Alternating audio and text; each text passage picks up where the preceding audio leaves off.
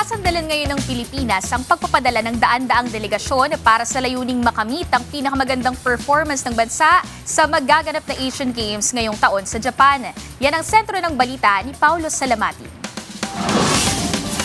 Nakatakdang magpadala ang Pilipinas ng mahigit 400 mga atleta para sa magaganap na 28th Asian Games mula September 19 hanggang October 4 sa Aichi, Nagoya, Japan. Ayon kay Philippine Olympic Committee President Abraham Bambol Tolentino, umabot na sa 419 ang bilang ng mga atletang bubuo sa delegasyon ng bansa, bagamat posible pa itong madagdagan depende sa mga huling pagbabago sa listahan. Ang nasabing bilang ay ikalawang pinakamalaking delegasyon na ipapadala ng Pilipinas sa Asian Games, sunod lamang sa 524 athletes na sumabak noong 1994 Hiroshima Asian Games. Everything is set. 419.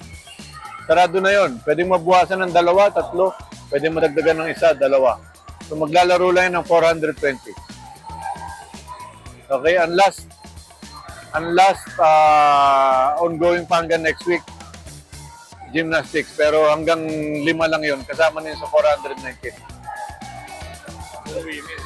Yung women. Yung sa men's pumasok na eh. So yung sa last pa, yung esports, tapos na eh, pumasok na yung 30.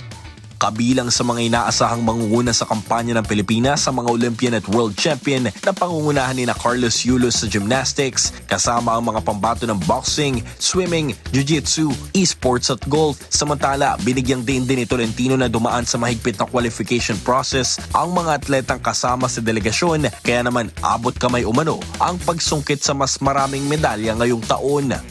Pipiliin natin mag-break yung yung last, Palembang at saka Hangzhou. Kaya yun. Kaya yun kasi mabigat ang qualifying. Nag-qualify tayo. Ito na sa atin. Oo, correct. Ngayon may qualifying. So yun yung magdadala doon.